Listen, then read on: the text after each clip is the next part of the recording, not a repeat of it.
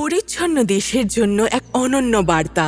সর্দার ইন্দ্রজিৎ সিং সিদ্ধু, পদ্মশ্রী 2026। एक ओंकार सतनाम। প্রায় ৫-৬ শতাব্দী আগে পরিবেশকে পরিচ্ছন্ন রাখার প্রয়োজনীয়তার উপর জোর দিয়ে গুরু নানকজি বলেছিলেন, হাওয়া বাতাস আমাদের গুরুর সমতুল্য, জল আমাদের বাবার মতো, আর পৃথিবী আমাদের মা। তাই যে ব্যক্তি পৃথিবীকে নোংরা করে তার চেয়ে অসভ্য আর কেউ না। আবর্জনা ফেলা লজ্জার বিষয়, পরিচ্ছন্নতা বজায় রাখা গর্বের কাজ। আশ্চর্যের বিষয়, মানুষ পরিচ্ছন্নতা বজায় রাখতে বা আবর্জনা না ফেলতে লজ্জা পায় না। ইনি হলেন পাঞ্জাব পুলিশের অবসরপ্রাপ্ত ডিআইজি ইন্দ্রজিৎ সিং সিদ্ধু। চণ্ডীগড়ের মানুষ তাকে প্রতিদিনই তাদের শহরের রাস্তাঘাট পরিষ্কার করতে দেখেন। 1938 সালের 6 জুন পাঞ্জাবে সাংগ্রোর সেনা অফিসারদের এক পরিবারে জন্মগ্রহণ করেন ইন্দ্রজিৎ সিং সিদ্ধু।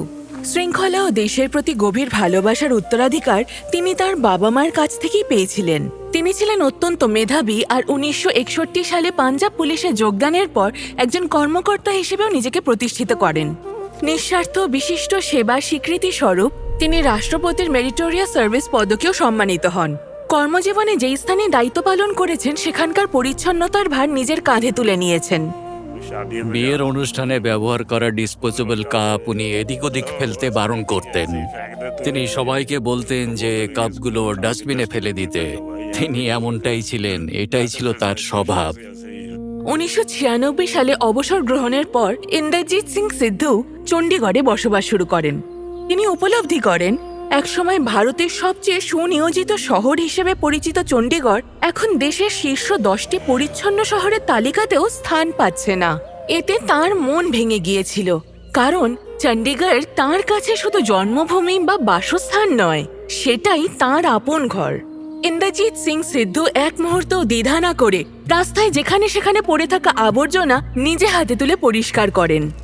সবকিছু শুরু হয়েছিল আমার সকালের হাঁটা দিয়ে, কিন্তু খুব শিগগিরই হাঁটার চেয়ে পথে পড়ে থাকা আবর্জনা কুড়িয়ে পরিষ্কার করাই বেশি গুরুত্বপূর্ণ হয়ে উঠল। একসময় পরিচ্ছন্নতার এই কাজই আমার মনকে পুরোপুরি আচ্ছন্ন করে ফেলল, আর আমি প্রায় ভুলেই গেলাম যে আমি আসলে হাঁটতে বেরিয়েছিলাম। একজন অবসরপ্রাপ্ত ডিআইজিকে খালি হাতে রাস্তাঘাট পরিষ্কার করতে দেখে অনেকেই অবাক হতো। কেউ তাকে নিয়ে উপহাস করত, আবার কেউ হতবাক হয়ে থাকতো। আমার বন্ধুরা বাড়িতে এসে বলে, আমরা হয়তো আগের মতোই এখানে সেখানে আবর্জনা ফেলে রাখতাম যদি না তোমার পাড়ায় থাকতাম। কিন্তু এখন সচেতন থাকি, কারণ আমরা জানি যে তোমার বাবা দেখলে তিনি নিজেই এটা করবেন। খালি হাতে আবর্জনা কুড়োতে দেখে অনেকেই গ্লাভস পরার পরামর্শ দেন, কিন্তু সাহায্যের হাত বাড়িয়ে দেওয়ার মানুষ একজনও ছিল না। তবুও তিনি নিঃস্বার্থভাবে রাস্তাঘাট এবং জনসমাগম স্থল পরিষ্কার করে চলেছেন, সেটাকে নিজের কর্তব্য ভেবে। আমি একাই এই রাস্তাঘাট ও জনপরিসর পরিষ্কার করার চেষ্টা করি, এই আশায় যে লোকেরা যেন বুঝতে পারে যে তাদেরও এগিয়ে এসে জনপরিসরকে আরো পরিচ্ছন্ন করে তোলার কাজে অংশ নেওয়া উচিত।